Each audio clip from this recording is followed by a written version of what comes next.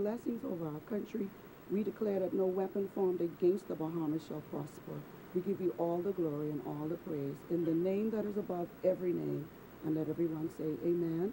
Amen. Our Father, who art in heaven, hallowed be thy name. Thy kingdom come. Thy will be done on earth as it is in heaven. Give us this day our daily bread, and forgive us our trespasses, as we forgive those who trespass against us. And lead us not into temptation, but deliver us from evil. For thine is the kingdom, the power, and the glory, forever and ever. Amen. God bless you.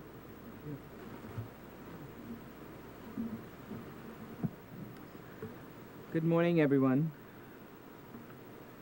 Senators, when we suspended, we completed first reading of the Multinational Entities Financial Reporting Bill 2018.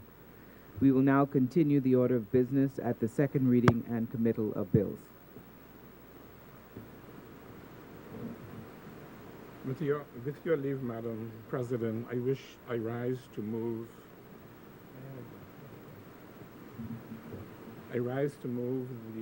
for the second reading.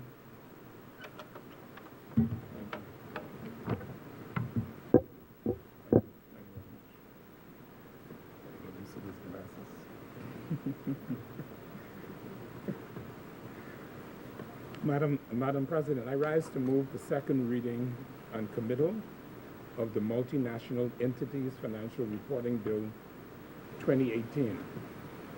This bill is the first of a projected series of bills which are necessary to enable the Bahamas to fully comply with its obligations as a member of the inclusive framework of countries who have decided to join the Base Erosion and Profit Shifting, or BEPS, I think I pronounced that right, it's BEPS, right? Project, which was launched by the European Union.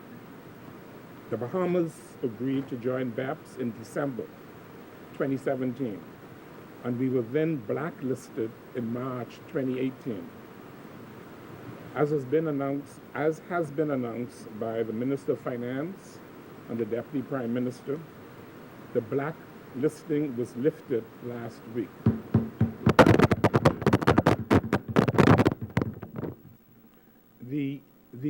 The Europeans are using their collective economic and financial strength to compel compliance with their initiatives designed to recover any taxes which might be lost to their ministries of finance due to the operations of tax havens and offshore financial services centers. Many Bahamians justifiably ask, why do we accept such unrestrained exercise of extraterritorial power by the European Union? Why do we comply? Bahamians ask. The short answer to that is, we must comply. Just as when the U.S.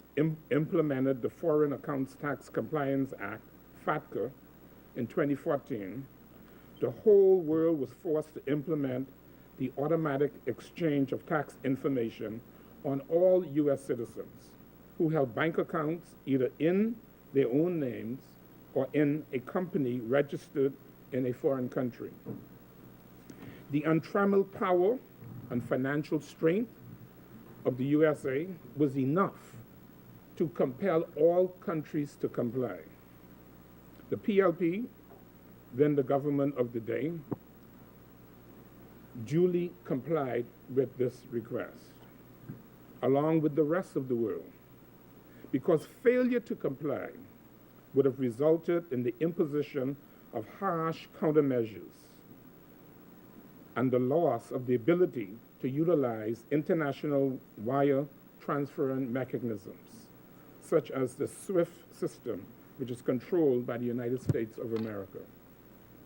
For any country, the loss of such privileges and the imposition of economic sanctions would have had a disastrous impact, much more so on a small and open economy such as the Bahamas, where more than 90% of our tourists come from the United States.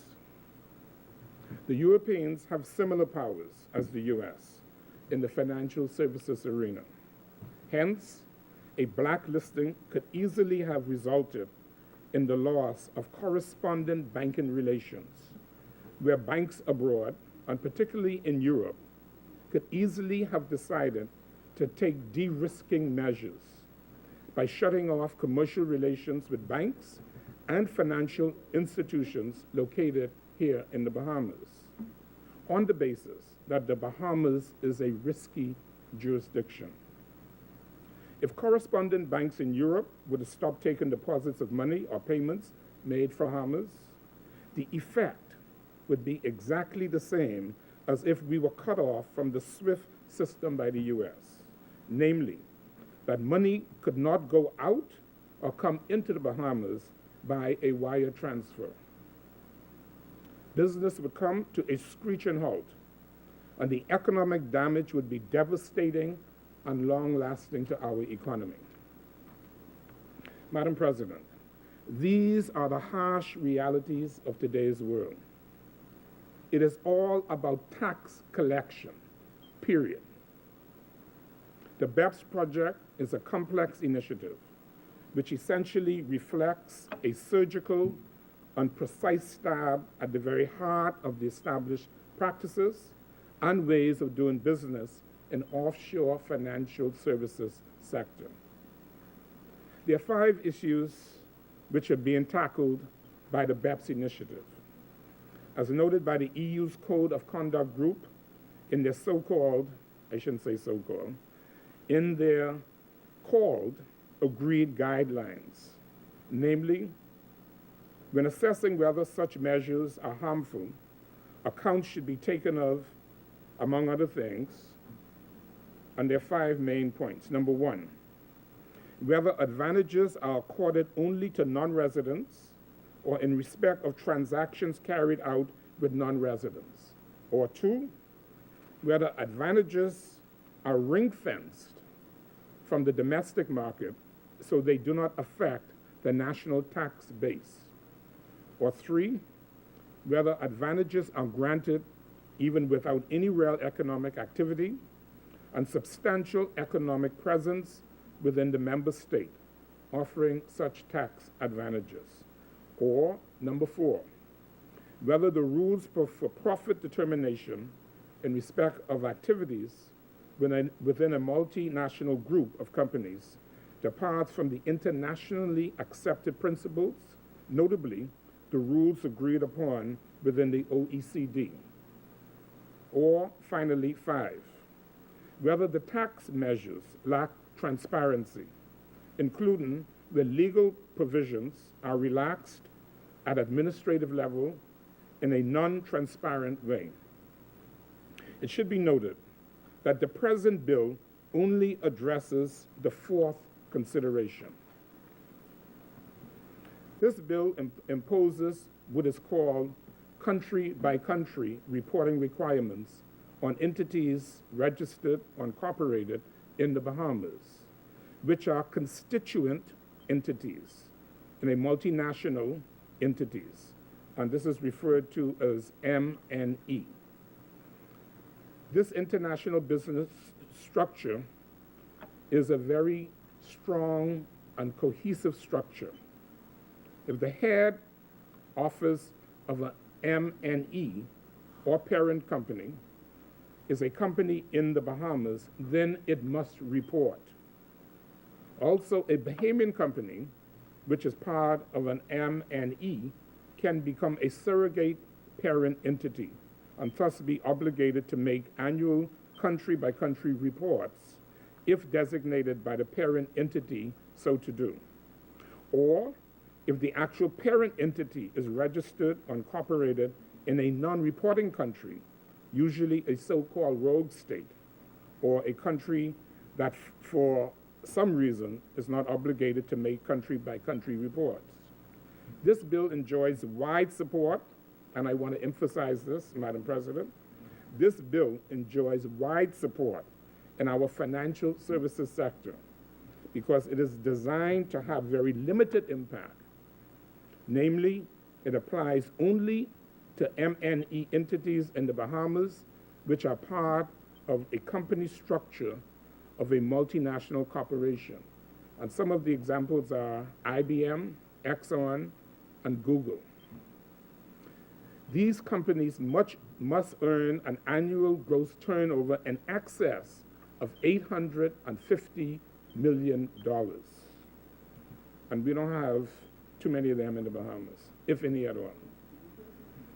So a Bahamian company or a parent company which is a part of a MNE or transnational company which earns gross turnover of less than $850 million each year would be entirely unaffected by this law. While this providential issue is one where there is a possibility of maximum compliance on this one issue, but a minimum disruption to the financial services sector, we must ever be aware that between now, meaning today, and the 31st, the end of this year, the 31st of December 2018, we must pass laws to address the other 4 remaining issues in the listing of the so-called harmful measures. They are, in short, number 1, ring fencing. This issue really encompasses 2 of the 5 considerations, numbers 1 and 2. Those 2 issues deal with circumstances where offshore companies, such as IBCs, enjoy taxation or minimum or only nominal taxes or fees, and where the domestic economy has to bear the overwhelming burden of businesses' license and other forms of taxation. And also, while offshore companies are prevented from participating in the domestic economy, only permitted to do so on special terms. And number 2, substantive requirements. Only where an offshore company or business entity has a substantive presence and real economic activity in the jurisdiction will it be allowed to receive or claim any tax benefit from being registered in the Bahamas. And only in such circumstances of a substantive activity. And I give some example. Office rentals, real value-added activities, employment of staff, and so on. Will it be possible for an offshore entity to be eligible for the granting of the international recognition of the grant of tax benefits? The second major issue is transparency. This is the third issue remaining to be addressed. In short, we will have to pass a law to codify the national economic and the Bahamianization policies of our government. The National Economic Council will have to be created in law, while today it is merely an administrative subcommittee of cabinet. Madam President, there is already a 5th lurking issue, and it is the international push towards increasing transparency of beneficial ownership of all offshore business entities. And I want to repeat that. It is the international push towards increasing transparency of the beneficial ownership of all offshore business entities. This issue is only just heating up. More pressures will come, Madam President, and they will come soon. The EU Council of Ministers and Parliaments have already, in their 5th anti-money laundering directive, mandated all EU countries to implement greater access to beneficial ownership information of companies in every European country that's a member of the European Union. Access to transparent beneficial ownership information of all companies and IBCs, as well as offshore entities by law enforcement agencies, is already specific mandate by the Financial Action Task Force, FATF. As Bahamians, Madam President, we must be aware of the constantly changing international landscape and be ready to act quickly and decisively to avoid any further reputational damage to the Bahamas and any future blacklisting. So, Madam President, it is my privilege to recommend this bill to the approval of the Senate. As I stated earlier, it is truly an industry bill which has been settled in direct consultation with the financial services sector and which enjoys wide support. I therefore move that this bill be read a second time uncommitted, if I may obtain a seconder. The chair recognizes Senator the Honorable Dwight Sawyer.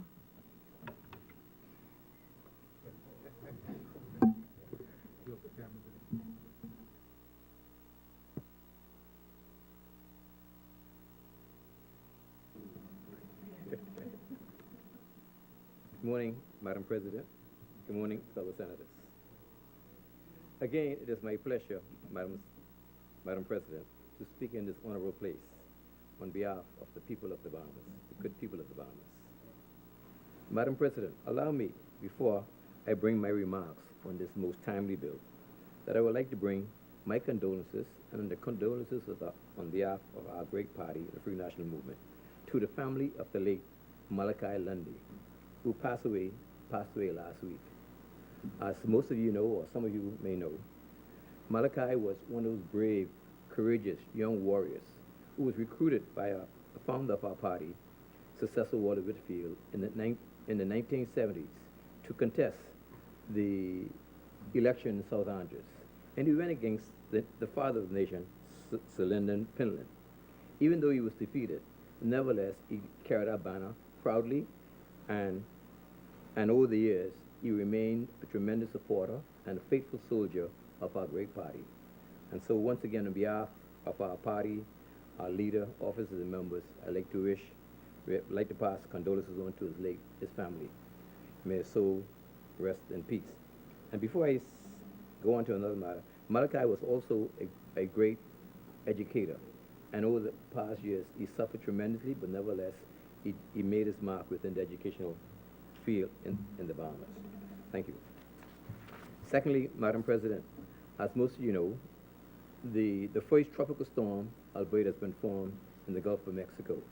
And I'd like to take this opportunity to advise all the Bahamian public and everybody in general to start preparing for it.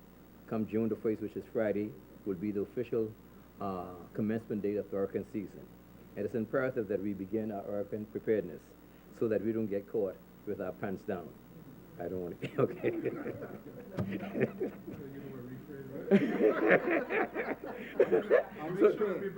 Make that be prepared. Make that be prepared. Thanks for laughing.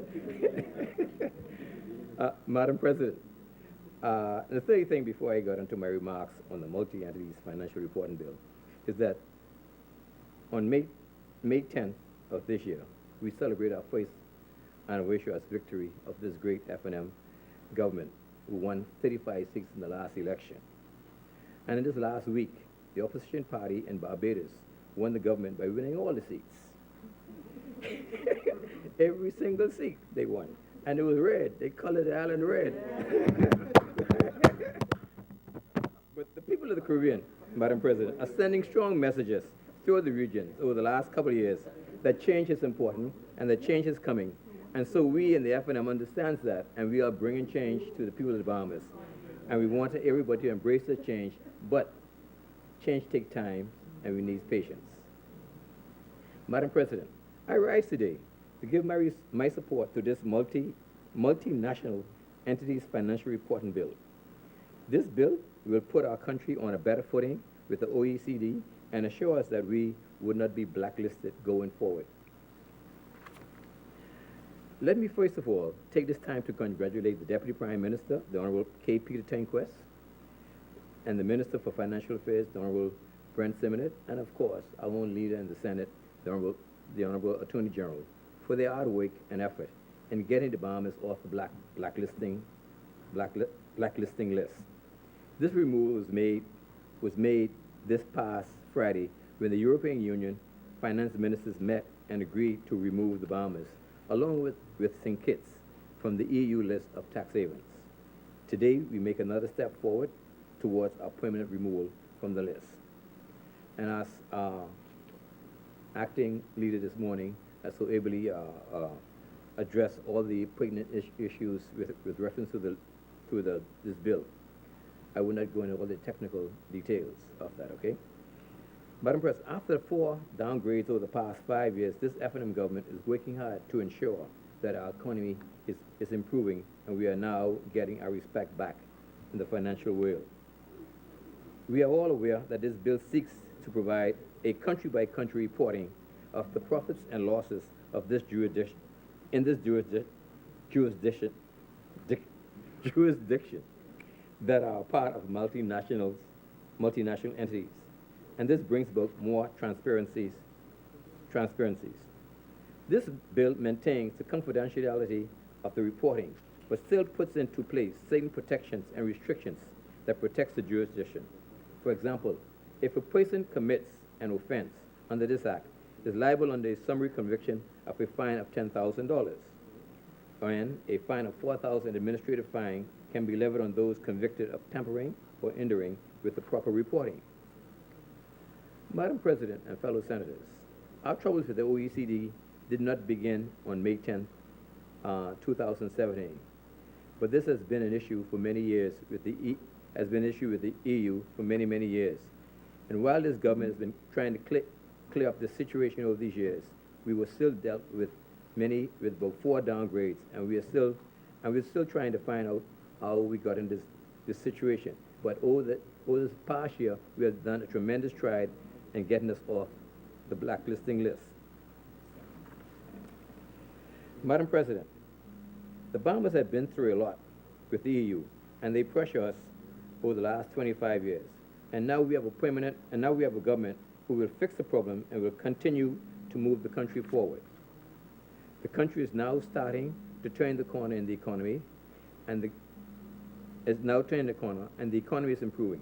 The government is putting into place measures to improve the economy, create jobs, and to curb crime. This bill is a move in the right direction. It's a move that is needed, and the timing of this bill is quite right. And as our acting leader said a while ago, this bill is receiving tremendous wide support within the financial community. And so, Madam President, it gives me great pleasure and pride to second this bill, and I fully support this bill and move it on for passage. Thank you very much. It has been moved and seconded that the following bill be read a second time and committed. A bill for an act to provide for country-by-country reporting of profit or losses attributed to entities incorporated or resident within the Bahamas. As many? The chair recognizes Senator the Honorable JoBeth Colby Davis. Thank you, Madam President.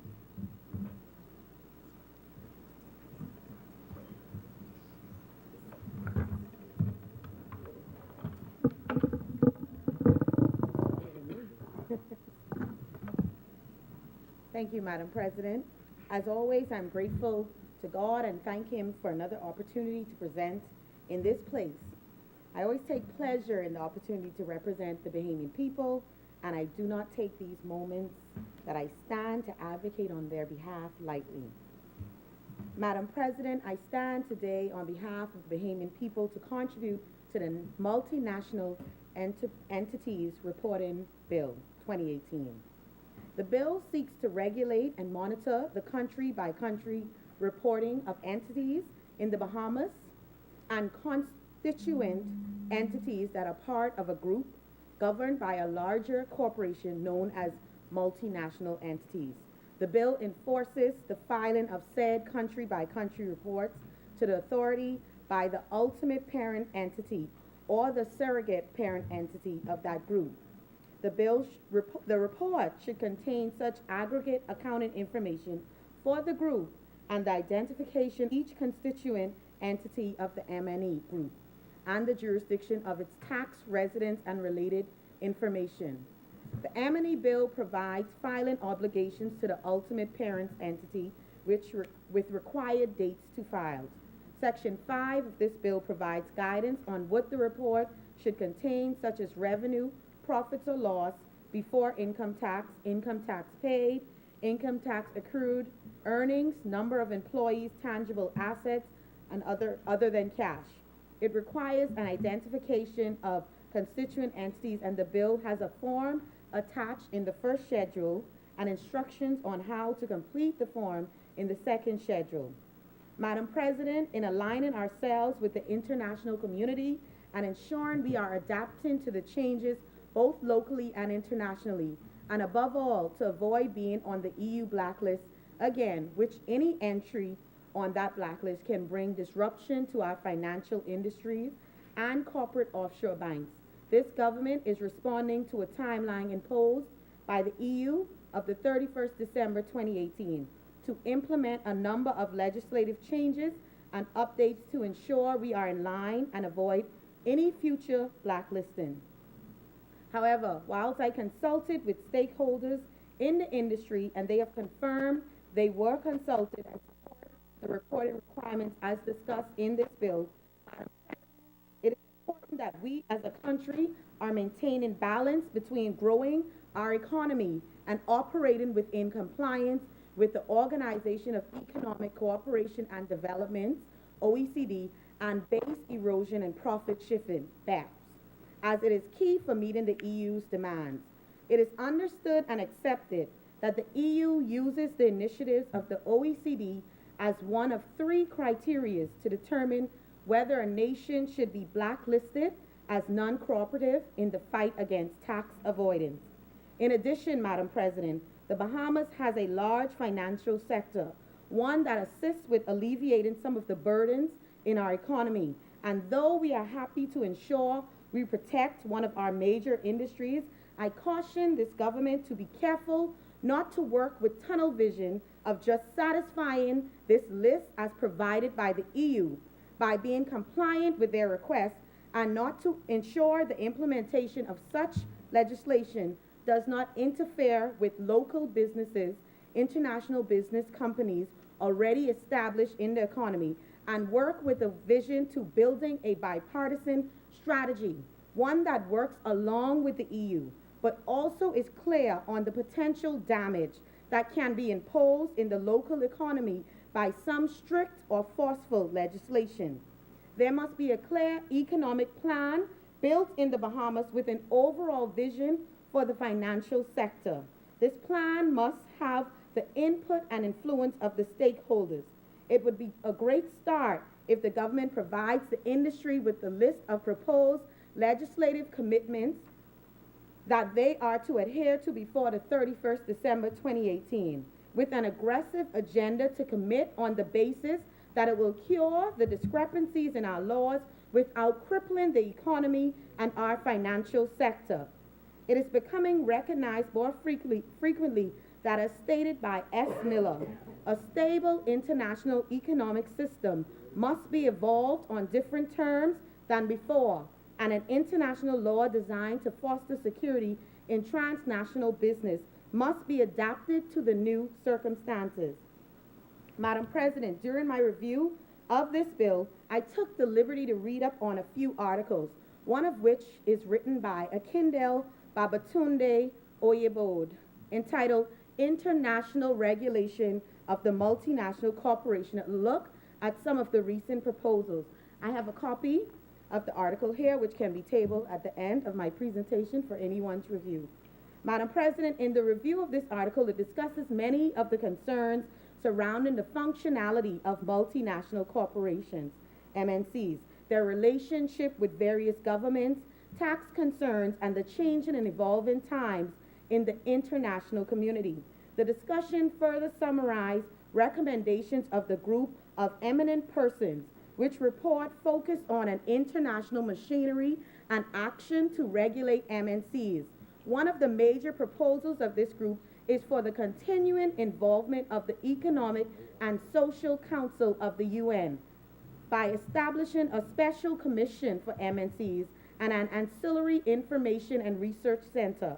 Madam President, the report goes further and outlines major concerns expressed by developing countries on how to adapt and maintain balance in the economy, whilst maintaining sovereign control and creating some form of code of conduct. So it is no surprise that in some way there is a need to have a tighter grip on the operation of MNCs and to ensure they are adhering to the host country policy objectives. However, I question this government and ask, do we know what our policy objectives are for the Bahamas? What are the future goal plans as it pertains to building a strong economy whilst working multilaterally with the changing world? Are we preparing for the long run as we develop our legislation to meet the needs of the EU? Or is this another exercise to get us by for the moment, avoid the blacklist, and then let the chips fall where they may if something else becomes a concern for the EU as it relates to the Bahamas? Madam President, at all times, the government must remember that the Bahamas is a developing nation. The challenges and struggles that we face in this economy is unique to the Bahamas. The ways in which we do business and create a revenue stream is unique for the Bahamas. Therefore, whilst it may be difficult in the international arena to outrightly ignore the requests and demands of the EU, we must not be bullied. Have we consulted with the UN, which we are a partner of? Why does it always seem like we are being bullied by the demands of the EU? And I understand and I heard the comments and the explanations given by the acting leader of the need to comply with demands by the EU, especially as it pertains to tax avoidance and ensuring that we protect our financial sector. But remember, they are made up of developed countries. They may not understand all of the struggles of a developing countries. While they may have an idea, I am not convinced that they appreciate the needs of a developing country. So there must be some way now that we are off the blacklist while we are working towards modernizing and adapting our legislation for the financial sector, that we can sit to the table with the support of a number of other developing countries and try to meet a healthy balance, one that sees less threats and force policies by the EU, but one that is considerate of our growing and developing economy, to come to a mutual understanding as to the policy objectives of the Bahamas with an aim to ensuring we encourage some shared information for tax purposes and other international KYC and compliance matters. Madam President, whilst I am sure there are other pieces of bills to be tabled that goes along with this M&E bill to meet the demands by the EU, and though I am in support of this bill, whilst I support the efforts of this government to align ourselves with the international community, though the requests and commitments may seem unfair, we must ensure that the EU understands our financial sector needs as a developing country, so that we bring a balance to work multilaterally to meet the demands and adapt to the changing global community, but also to ensure we are not harming our local economy in doing so. To that end, I support a practical and engaged approach to the issues discussed, one that ensures we are planning for the long term with the involvement of stakeholders in the financial sector and other developing countries. It must be at the forefront of this government's mind to maintain confidence in the financial sector and other industries as their duties are performed. Madam President, I support this bill. Thank you. As many. Chair recognizes Senator the Honorable Dion Folks. Yes, Madam President, just a few brief remarks. Thank you.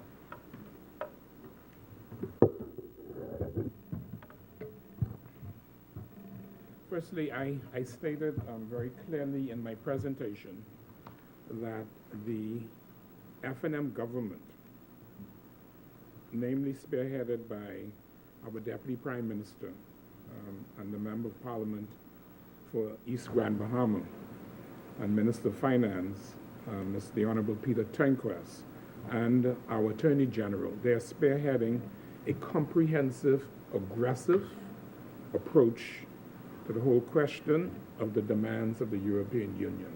as I stated in my presentation. This is not a knee-jerk reaction. We're focused and we're working on it. We have 4 additional issues to address, which we will address by the end of this year, which is the timeline.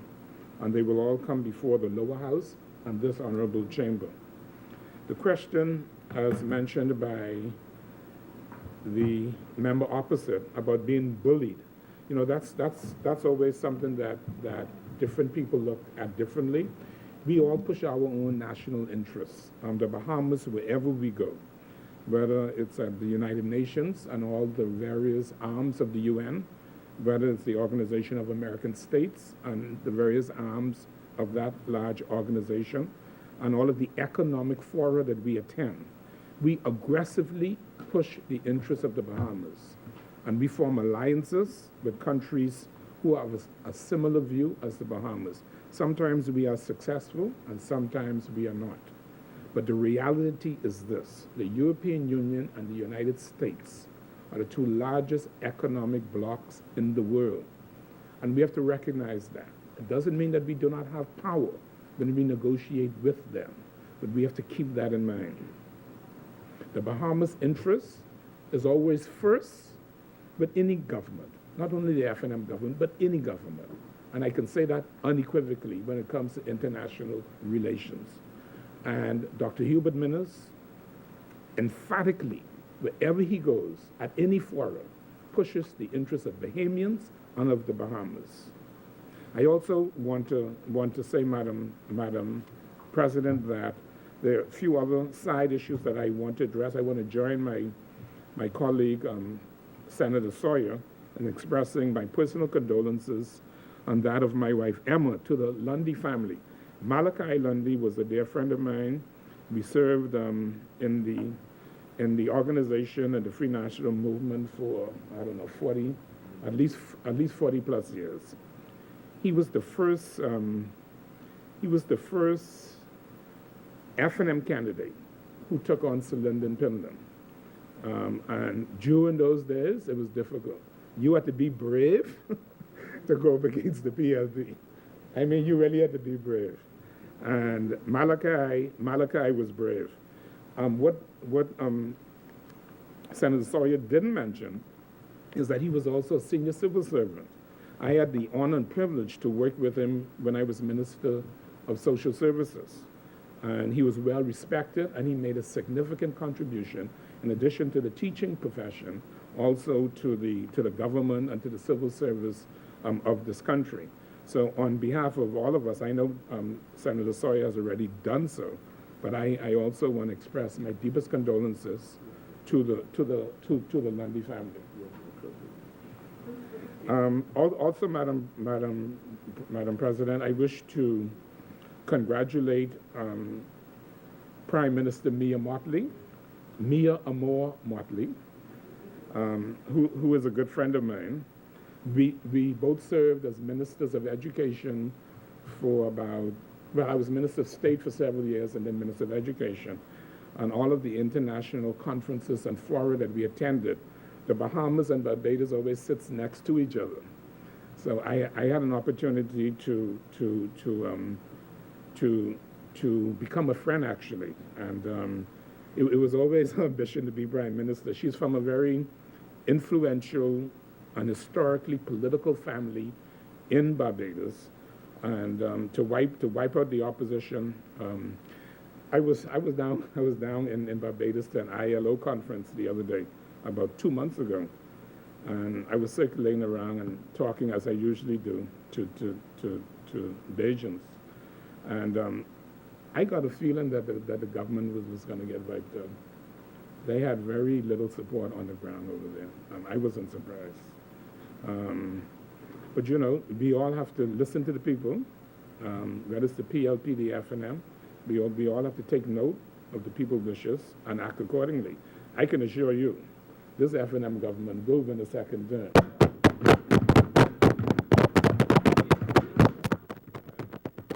And it's going to be all red in the Bahamas. But congratulations to Prime Minister Motley. Also, I wish to There's a rumor going around on social media that the government of the Bahamas intends to pay the rent of residents of shanty towns when we do our exercise by the end of July. That we intend to move residents out of the shanty towns and pay rent in rental units. I can assure Bahamians everywhere that this is false, an absolute misinformation. The F&M government is not spending any money in terms of the relocation of residents from the shantytown into regulated communities. The relocation is at the expense of the residents, not of the government. One of the things that we did do is we had a committee that went around New Providence to identify affordable rental units that can be referred to the residents.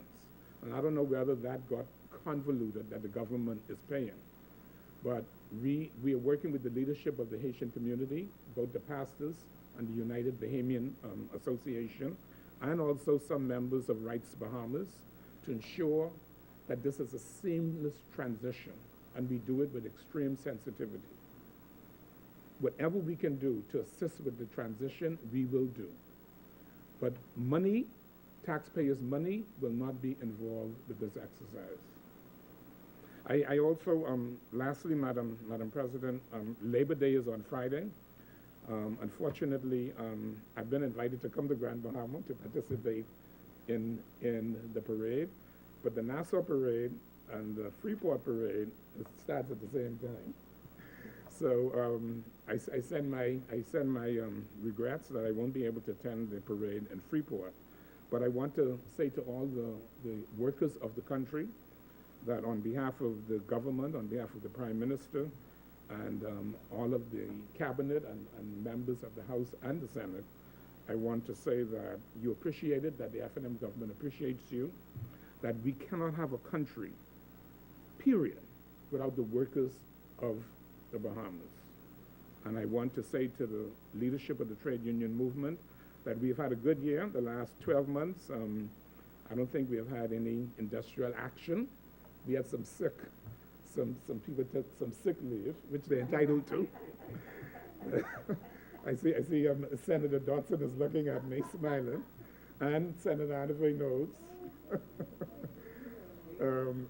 But we didn't have any, the last 12 months was calm. And one of the main reasons why that was so is because the trade union leadership in this country is mature and considerate. They always give us an opportunity to resolve the problem before taking other actions. And I want to also congratulate the employers who are always respectful whenever we talk. So I'm looking forward to Labor Day. I will say more about it. I'm going on several talk shows this week, and I'm doing a national address, I believe, on Labor Day. So, Madam President, with those few words, I wish to commend this bill to second reading and committal. Thank you, Senator. It has been moved and seconded that the following bill be read a second time and committed. A bill for an act to provide for country-by-country reporting of profit or losses attributed to entities incorporated or resident within the Bahamas. As many are in favor would say aye. Those opposed, nay.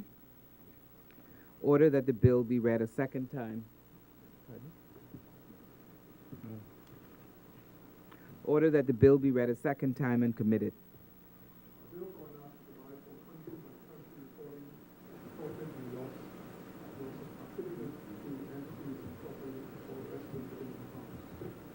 Further second readings and committal of bills.